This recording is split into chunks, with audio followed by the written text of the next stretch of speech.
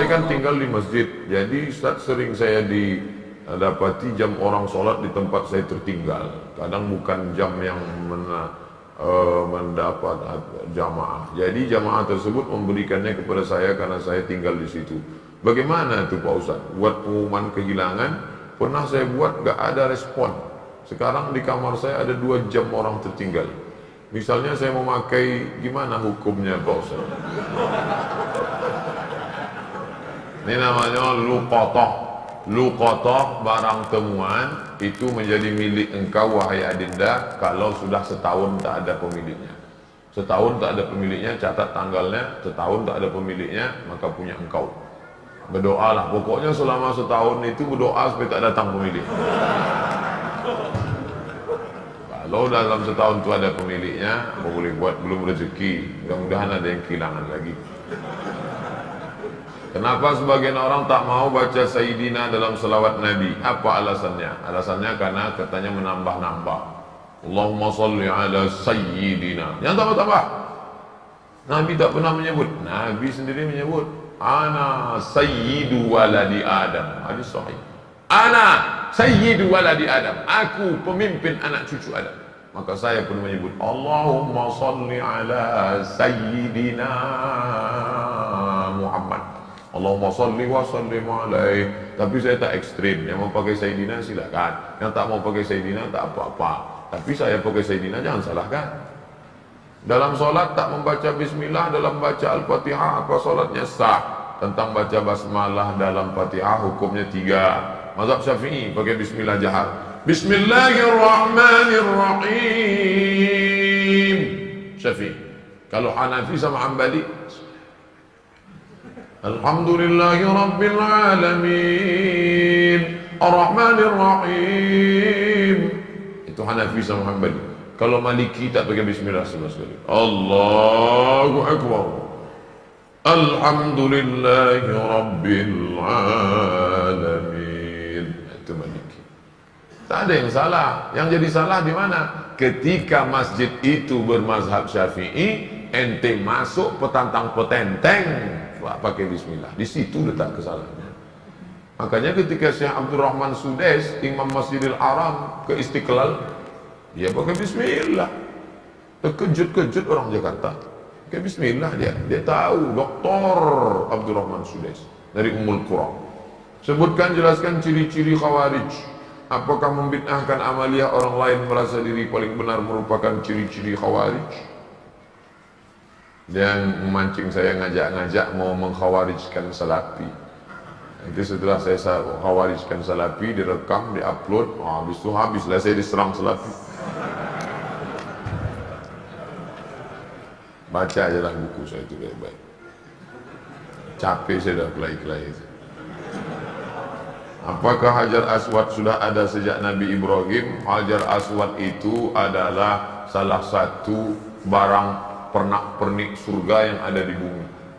Hadisnya sahih bahwa batu Hajar Aswad itu dulu putih, lalu karena banyak dipegang orang berdosa maka berubah menjadi hitam. Itu bukan pendapat ulama, hadisnya sahih tentang Hajar Aswad. Dibawa Nabi Adam rindu dengan surga, maka diturunkan Allah. Jadi bukan Adam. Ada pula saya dengar orang ceramah, waktu Nabi Adam mau turun ke surga, dia ada mau bawa, diambilnya batu, dikepitnya di ketiaknya. Bukan begitu. Adam sudah turun, lalu rindu ke surga, dibawa Jibril. Kata Jibril, ini oleh-oleh dari surga. Itulah Hajar Aswad. Aslinya putih, tapi karena dipegang oleh orang-orang berdosa, menempel dosanya itu di batu itu menjadi hitam. Bukan yang bulat itu Hajar Aswad. Ada butir-butir kecil-kecil hitam-hitam dia. Tengok dari dekat. Itulah Hajar Aswad. Ditempelkan ke dalam batu. Baru dibalut dengan cangkang yang terbuat dari besi. Nah, itu yang dicium. Batu kecil-kecil dalam. Yang besar itu batu biasa. Ditempelkan ke dalam batu biasa. Hajar Aswad. Kalau istri tadi putih kemerahan, panggil dia Humaira. Kalau hitam ya Hajar Aswad. Jangan marah deh. Umur saya 24 tahun. Sekarang saya sudah kerja di perusahaan A. Saya baru diterima di perusahaan B yang merupakan pekerjaan impian saya. Tapi jika saya mengambil pekerjaan di perusahaan B, saya tak boleh menikah selama setahun. Sedangkan calon saya tak mau menunggu karena orang tuanya sudah tak bisa menunggu. Menurut Ustadz gimana itu? Karena di satu sisi saya ingin bekerja di perusahaan B karena gajinya lebih besar dan itu pekerjaan impian saya. Tapi penempatannya di luar kota. Jika jadi menikah kami bakal LDR. Tolong Pak Ustadz, ini tak ada masalah fikih, ini masalah perasaan. Saya hanya bisa menjawab masalah-masalah fikih. Adapun masalah perasaan,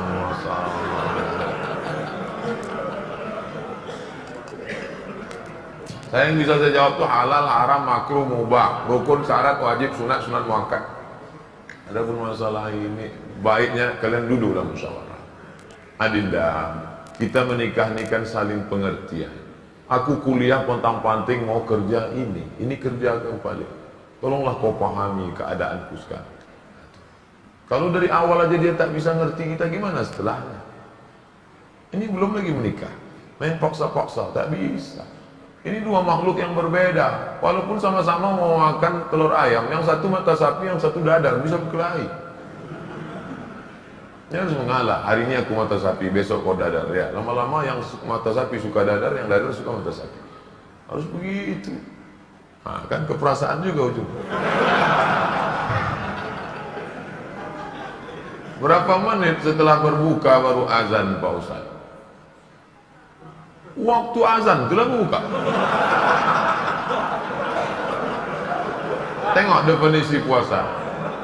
Imsakun nafsi, menahan diri anil mahzurati, dari semua yang membatalkan puasa. Min tulu'il fajri, dari terbit fajar. Terbit fajar itu azan subuh. Ila ghurubis syamsi, tenggelam matahari, syafaq ahmar, azan maghrib. Hanya saja bagi muazzin minum dia dulu. Muazzin itu dianjurkan minum dia. Zahabadh dhama'u wa batallatil uruq wa thawatal ajru, baru dia azan. Allahu akbar, Allahu akbar. Nah, itu dah minum tuh. Kalau yang belum minum, Allah, belum minum. Apakah boleh kita makan setelah selesai, setelah Isya masuk? Yang penting batalkan dulu puasanya dengan minum kah, makan buah kah, jangan makan es. Karena usus itu kering, knalpot yang kering panas disiramkan air es, mengelupas cat-catnya. Begitulah usus kita itu rusak. Maka yang paling bagus orang Mesir, korma kering, bukan korma yang basah, korma kering, pecah-pecah, buang bijinya, masukkan ke dalam, siram pakai air panas. Agak-agak 2 jam menjelang berbuka. Nanti menyatu dia, diminum. Itu yang paling bagus. Minum kesukaan Nabi, air korma. Minum air korma. Bagus, manis ya. Maka usus kita awet. Apakah batal puasa mencicipi gulai untuk merasakan garamnya? Mazhab Hambali mengatakan tak batal karena dia tak masuk ke rongga, tak masuk ke dalam, hanya di ujung lidah. Di ujung lidah ini ada perasa. Jadi teteskan. Maka tak batal karena tak masuk. Habis dirasanya gini, habis itu di ludahnya boleh. Tak masuk ke sini, tak masuk. Mazhab Hambali, tapi saya tak mengamalkan. Saya tidak mengamalkan. Ini saya jawab, mana tahu nanti ada ustaz. Saya bilang tak boleh. Tiba-tiba ada ustaz yang kata, oh tak tahu Ustaz Somad. Saya tahu, tapi saya tak amalkan. Kenapa? Membuka pintu celah. Saya tak nyalahkan Imam Hambali. Orang sekarang imannya tak macam Hambali. Asyik mencicip aja dari bagi. Cicip, sikit-sikit cicip. Ustaz, gimana cara menghafal Quran? Kami dulu aturan di Al-Azhar tidak pakai SKS, kuliah tak SKS, setahun dipaket 14 mata kuliah, 2 juz Al-Quran, tidak pakai SKS, tahun 1, tahun 2, tahun 3, tahun 4, 14, 2 juz. Jadi cara kami sebelum subuh dihafal dulu, satu halaman, sebelum subuh hafal 1 halaman. Nanti ke masjid, qobliyah subuh baru diulang waktu baca. tahiyatul masjid itu dibaca, maka lama sholatnya karena mengulang setengah, satu rakaat setengah diulang. Tahiyatul masjid, qabliyah subuh, duha, qabliyah zuhur, ba'diyah zuhur, dalam sholat zuhur, qabliyah asar. Nanti asar distorkan ke syekh. Biasanya di tiang-tiang syekh nunggu menghafal. Tapi yang mau menghafal ngantri panjang, nyetorkan hafalan. Tradisi itu tak ada di Pekanbaru. Kalau di Mesir menyetorkan hafalan ngantri menjelang asar sampai maghrib, menyetorkan hafalan setengah juz. Satu hari, 2 hari. Jadi 20 hari hafal 1 juz. 20 hari. Nah, baru waktu yang lain dipakai untuk menghafal. Ujian tak boleh bawa buku, masuk ke dalam hanya pena saja, bawa kertas tak boleh. Kalau ketahuan mencontek, ditangkap, bisa dicabut, deportasi. Jadi kalau sudah deportasi, putus beasiswa, pulang tak dapat tiket, diusir dari asrama, malu. Karena dulu sebelum berangkat udah kenduri motong kambing. Jadi tekanannya tinggi. Jadi ketika saya pulang, saya terapkan sistem itu, tak boleh nyontek. Semuanya menyontek. Akhirnya saya berpikir, gimana sebenarnya? Saya buat 10 soal. Buat 10 soal, bagi. Boleh nyontek Pak? Silakan. Oh kok lain soalnya? Tapi tahu dia. Saya masih muda Ustaz, ya kelihatan dari tulisannya. Saya menyukai seorang akhwat. Alhamdulillah. Sempat antum suka ikhwan? Masuk antum yang 144 di. Apa yang harus saya lakukan Pak Ustaz? Kalau untuk meminang sekarang saya tak bisa karena masa kuliah. Saya nggak mau pacaran, tapi saya takut nanti akhwat yang saya suka ini diambil orang. Apa yang harus saya lakukan Pak Ustaz? Antum datang ke orang tuanya, Pak, saya mau minang anak bapak. Kapan kau nikah? Ya setelah selesai kuliah lah. Semester berapa sekarang? Baru daftar Pak.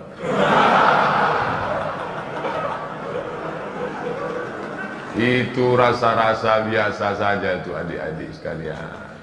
Nanti setelah sekalian kuliah, banyak yang lebih cantik, lebih mantap dari itu. Anggap ingin lalu aja. Tak ada. Nanti setelah kalian selesai, banyak yang lebih hebat lagi daripada itu. Maka tundukkan pandangan. Yang gadis-gadis bagus pakai cadar supaya tak nampak laki-laki wajah. Ustaz di mana di Pekanbaru ini tempat belajar tahsin ngaji? Ustaz Hardi LC. Datang ke Tafakuh. Banyak kajian. Jamnya ada. Datang ke kantor Tafakuh depan gedung guru. Dari sini sebelum Purna MTQ, gedung guru sebelah kanan ada perkantoran Sudirman. Di depannya ada karaoke Rosa. Tapi jangan antum masuk ke situ. Kanan karaoke, yang kirinya Tafakuh. Dr. Mustafa Omar tanya, ada Ustaz Hardi? Nah, daftar tahsinnya Ustaz Hardi. Ustaz, Nabi Muhammad tak pernah cukup puasa sebulan pada bulan Sya'ban. Bagaimana kalau puasa bulan Rajab? Tak pernah, tidak pernah cukup puasa. Pernah Nabi. Bulan Sya'ban pernah Nabi sebulan. Karena Rasulullah SAW yasumu Sya'ban kullahu. Kata ulama makna kullahu, pernah dia sebulan. Tapi tidak tiap tahun. Pernah, tapi tidak tiap tahun. Bagaimana dengan Rajab? Rajab bagus. Mana dalil puasa Rajab? Wa minal hurumi fasum. Berpuasalah engkau di bulan-bulan haram. Bulan haram itu Zulqa'dah, Zulhijjah, Muharram, Rajab. Dalilnya umum. Ustaz, gimana biar istiqomah sholat di masjid? Begitu sedengar azan langsung bangkit. Karena waktu azan berkumandang setan lari tunggang langgang. Wa 'alaiha duratun, sampai terkentut-kentut. Begitu terdengar azan, Allahu Akbar, Allahu Akbar, bangkit langsung bangkit.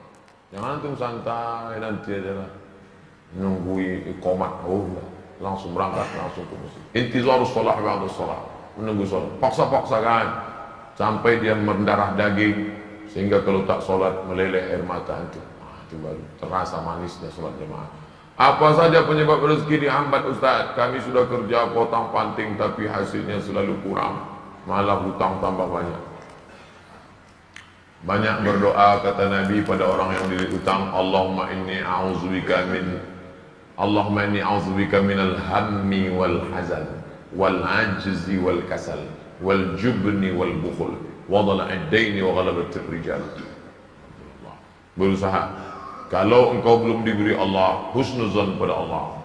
Tak sulit bagi Allah menyehatkan Ayub, tak sulit bagi Allah menyelamatkan Yusuf, tak sulit bagi Allah membuat Ibrahim punya anak Ishak, tak sulit bagi Allah menolong Muhammad SAW. Dia hanya ingin menengok engkau terus berusaha dan berdoa.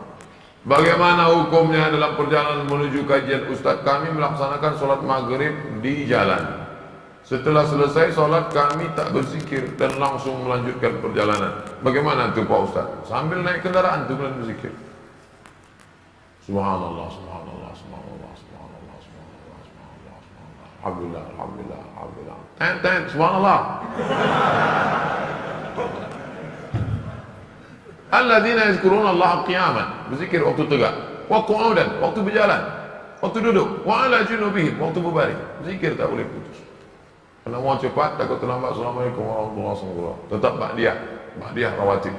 Habis itu berzikir. Tak ada halangan. Ustaz, bila kita mempunyai masa lalu yang suram, apakah harus diungkapkan atau tidak pada calon suami istri? Dosa apabila tidak diungkapkan, tidak dikasih tahu. Ada keterus-terangan yang membuat hati orang luka.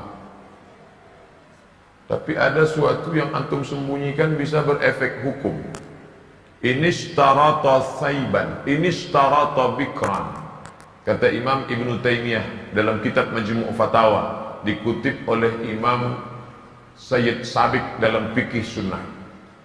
Yang punya teks Ibn Taymiyah, nama kitabnya Majmu' Fatawa. Dikutip oleh Sayyid Sabiq, dibuatnya dalam kitab Fikih Sunnah. Inishtarata bikran fapanat thaiban falahul fasqu. Kalau seorang suami mensyaratkan istrinya mesti perawan, ternyata tidak perawan, maka dia punya hak fasah membatalkan pernikahan. Jadi kalau sekedar antum dulu pernah nonton karaoke, tak perlu antum ceritakan. Ditanyanya, kau solihah? Insya Allah bang. Masa lalumu, siapa yang tak pernah punya masa lalu? Emangnya kau suci? Tapi kalau sudah masalah implikasi hukum, antum mesti terus terang. Karena kalau antum bohong, maka dia punya hak fasah. Nah, ini hati-hati. Kalau antum cerita, tapi bahaya juga. Nih kalau cerita dia tak jadi, tak mau. Bukakannya ke yang lain, alamat. Pokoknya gawat lah itu dah. Bila wanita menolak menikah karena alasan menuntut ilmu yang disuruh orang tuanya, bagaimana menurut Pak Ustadz? Kenapa dia tak mau menikah? Ayahnya maksa dia harus selesai S3 baru nikah. S2 23, S3 tambah lagi, S2 25, S3 3 tahun 28. Kau setelah doktor baru boleh menikah. Begitu kata bapaknya. Hadapi bapaknya. Keras bapaknya nih Pak Ustadz. Bapaknya orang apa? Orang Kabupaten Kampar. Ajak Ustadz Mustafa Umar. Bapaknya orang apa? Orang Jawa. Ajak Ustadz Jamhur. Jumpa sama Ustadz Jamhur. Assalamualaikum, Waalaikumsalam. Pripun kabari apik? Oh, katanya bapak tak mau ngasih anak bapak nikah sama dia. Saya bukan tak mau, itu saya ngasih alasan aja biar tak jadi sama dia. Ini orangnya baik Pak, baik orangnya, sopan. Oh, jadi ada pintu celah masuk ke dia. Bapaknya itu kan manusia, bukan robot. Ada hatinya. Kalau sentuh tepat di hatinya, dia akan jadi milikmu untuk selamanya. Sebelumnya mau ucapkan selamat milad ke-40. Bolehkah itu mengucapkan selamat ulang tahun? Saya tak merasa 40. Saya lahir tahun 1397 Hijrah. Jadi umur saya sekarang sudah 42 tahun. Saya pakai Hijriah. Maksud pertanyaannya, bolehkah mengucapkan selamat ulang tahun? Pernah tak Nabi mengulang hari ulang tahunnya? Ya Rasulullah, kenapa engkau puasa hari Senin? Zaka yauma wulidtu, hari Senin aku lahir. Ada dia menyebut hari kelahirannya, tapi diisinya dengan ibadah. Kalau mengingat hari lahir dengan sedekah anak yatim, pergi ke jumpa Pak Yazid, sedekah. Pak Yazid, berapa anak yatim di sini? Ada 200. Tolong keluarkan. Semuanya, 5 orang aja Pak. Iko ada nasi bungkui kok. Makan bersama. Dek, makan ya. Adik kenapa tinggal di sini? Ayah saya meninggal. Adik syukur atas nikmat. Tak salah. Tapi kalau dikumpul kawan-kawan, hari ulang tahun, dipecahkan telur ayam, telur itik, telur bebek, dikasih pula ini, diikatkan di tiang listrik, disiram kopi, rupanya ada kabel telanjang, kontak mati. Buat dosa juga. Saya punya teman, suka sekali berjudi. Sudah berkali-kali saya nasihati, tak juga mau berhenti. Saya suruh teman lain juga tak mau. Bagaimana cara menyadarkannya Pak Ustaz? Panggil polisi. Angkat. Banyak jamaah kita polisi. Nanti saya kasih nomor. Jamaah kita banyak polisi. Saya kasih nomor. Gimana dia selalu main? Dia tangkap dia. Yang narkoba, tangkap. Ada cerita. Kertas terakhir. Boleh sholat berjamaah di masjid agak jauh dari rumah, tapi musola lebih dekat dari rumah kita. Bagaimana yang lebih baik? Kalau di masjid yang jauh itu engkau pergi karena ada pengajian Ustaz Mustafa Umar, ada pengajian Ustaz Mawardi Muhammad Saleh, tapi masjid yang dekat tetap ada sholat berjamaah, boleh. Tapi kalau sampai masjid musola yang dekat rumah tak ada orang sholat berjamaah, istahwadan alaihimus syayatin, sekeliling kampung itu diganggu setan. Musola, surau, langgar, masjid yang sudah dikomitmen sholat berjamaah, tiba-tiba tinggal tak ada berjamaah, istahwadan alaihimus syayatin. Nah, jadi perhatikan baik-baik. Pak Ustadz, memang di situ tak ramai, tapi pasukan inti adalah. Oke, tak masalah. Atau pergi ke masjid sana karena ada pengajian di situ. Tapi kalau sampai kosong, antum yang azan di situ, antum azan sholat dulu, selesai sholat baru pergi ke situ. Azan subuh sudah siap di masjid musola. Kita sholat sunat fajar di rumah. Siap sholat sunat baru kita ke masjid. Apakah sah sholat? Apakah sholat sunat kita itu sholat sunat di rumah? Rumahnya dekat. Tapi kalau rumahnya jauh, sholatnya di masjid. Nabi sholatnya kan di rumah. Nabi itu jarak dia 22 meter. Dari mimbar Nabi ke dinding kamar Nabi 22 meter. Kita berapa kali belok? Terakhir, apa boleh sholat tarawih di masjid jauh dari rumah kita, sedangkan masjid musola ada dekat? Sama jawaban Ustaz tadi.